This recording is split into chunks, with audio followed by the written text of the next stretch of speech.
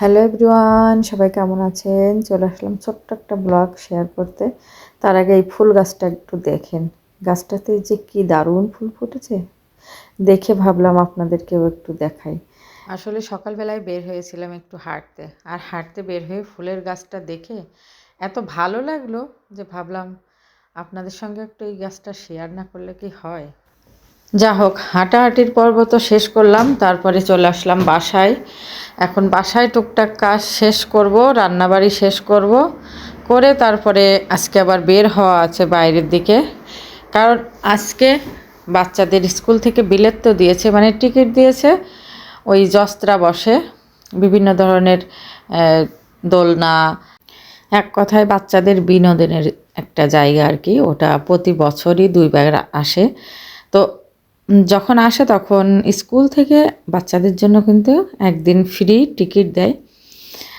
তো ওদের আজকে অফার আছে, আর বাকি দিন গেলে একটা করে পাগারে মানে পে করতে হবে, আর বাকি একটা বার ফ্রি।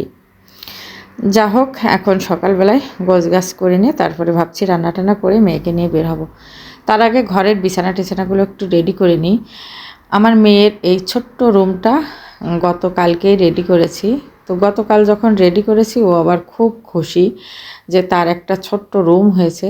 তো ওর রুমটাকে আমি চেষ্টা করছি যেন খুব সুন্দর করে পরিপাটি করে গুছিয়ে দেওয়া যায়। যদিও বাচ্চা মানুষ খুব বেশি ভালো করে রাখতে পারবে না, তারপরেও আমি চেষ্টা করছি সুন্দর করে রাখতে। ওর আবার সাদা পছন্দ, সাদা বা একটু ব্যাশ কালারের ধরনের, এরকম ধরনের পছন্দ। সে এখন একটা খাট আলমারি সহ অর্ডার দিবে, তো সেটা ওরকম ব্যাশ কালারই দিতে হবে। আর এই যে আমার এই রুমটা হচ্ছে একটা রুম বড়। তো একটা রুম যেহেতু আমার ছেলে আছে বড়, তো একসঙ্গে তো আর দুইজনের দেয়া যায় না, ছেলে মেয়ে বলে কথা, দুইজনেরই একটা প্রাইভেসি বলে বিষয় আছে। তো এই জন্য মেয়ের জন্য আমি ছোট করে এই জায়গাটুকু সেট করেছি, আর এই সাইডটাতে আমার ছেলে থাকে। ছেলেটাকে বারবার বললাম ওর একটা, আমি খাটটা যদি একটু ছোট দিই তাহলে কিন্তু বেশ খানিকটা জায়গা হয়, কিন্তু তার হবে না, তার একটু বড় খাটই লাগবে। কারণ উনি আবার একটু উঁচু লম্বা, উনি আবার একটু ওরকম রিল্যাক্সে থাকতে পছন্দ করে। কিন্তু অগোছানো যা, সেটা আর কি বলবো, একদমই অগোছানো, জিনিসপত্র একদমই নিজে যত্ন করে রাখে না। তো সকালবেলায় দুটোই বের হয়েছে স্কুলে, আমি এখন একটু ঘরবাড়িগুলো সুন্দর করে গুছিয়ে নিলাম। তারপরে এদিকে ছালাটায় খুব একটা আসে না, বিধায় আসে না বলতে আসে, কিন্তু এখন টিভি রিমোটের ব্যাটারি শেষ হয়ে গেছে, টিভিটা একটু কম দেখছে, যে জন্য টিভির ঘরে একটু কম আসে। তারপরেও যখন আসে তখন তো এটা ওটা এদিক ওদিক একটু ফেলে রাখে, গোছায় ও রাখে, যখন বলি তখন কিন্তু গোছায়। সবসময় তো আমিও বলে পারি না, তো দু এক সময় হয়তো বা আমিও খেয়াল করি না। তখন বাচ্চারা তো সুযোগ খোঁজে যখন যেটুকু মানে না করা যায় আর কি। এরপরে এই যে দুপুরবেলায় রান্না বসিয়ে দিয়েছি। আজকের খুব বেশি কিছু রান্না করব না, আমি একটু মাংস বের করেছিলাম, তো সেটা রান্না করছি। আর ভাত বসিয়ে দিয়েছি, একটু ভর্তা আছে আর একটু ডাল করব, ব্যাস শেষ। তো রান্নাবাড়া আমার প্রায় শেষ হয়ে গেছে।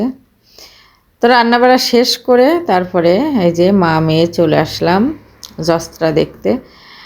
তো জস্ত্রা দেখে তারপরে ভাবছি বাইরের থেকে একটু ঘুরে ঘাড়ে একবারে বাসায় ফিরবো, একটু দেরি করেই ফিরবো।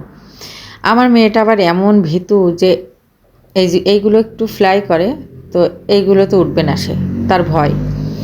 তো আমি অনেক বলে কয়ে তারপরে অনেক কিছু বোঝায়ে উঠিয়েছি।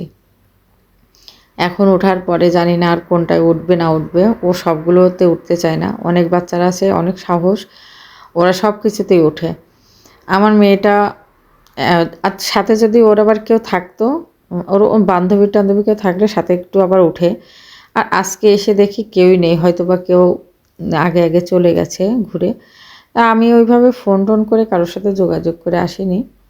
অন্যান্যবার আসলে মোটামুটি দেখা হয়, প্রায় অনেক মানুষের সাথেই দেখা হয়। এবারই আমার হয়তো বা একটু আগে পরে আসা হয়ে গেছে কিনা জানি না, এই জন্য এবারটা আর কারোর সাথে ওইভাবে দেখা হয়নি। তো এই যে ফ্লাইটটা ওঠা শেষ, এখন নামছে। যাই হোক, উঠতে পেরেছে, এটাই বড়। এখন আমি বলছি চলো আরেকটা কিছুতে উঠাই তোমার, তো সে আর অন্য কোনোটাতে উঠবে না, বলছে বাড়ি চলে যাবে, কারণ তার এখানে তার সাথে কেউ নেই, তার ভালো লাগছে না। তারপরে আমি বললাম তাহলে কিছু খাও, তো বললো আমি একটা জুক্করে ফিলের তো খাবো। তো একটা জুক্করে ফিলের তো কিনে দিলাম, দিয়ে মা মেয়ে এখন রওনা দিয়েছি। চলে যাব এখন। আমাদের বাসার আশপাশে একটা পার্ক আছে, ওখানে বাচ্চারা এসে খেলাধুলা করে, তো ভাবছি ওখানে যাই, যে একটু সবার সাথে সময় কাটায়, একটু গল্প টল্প করে তারপরে বাড়ির দিকে যাব।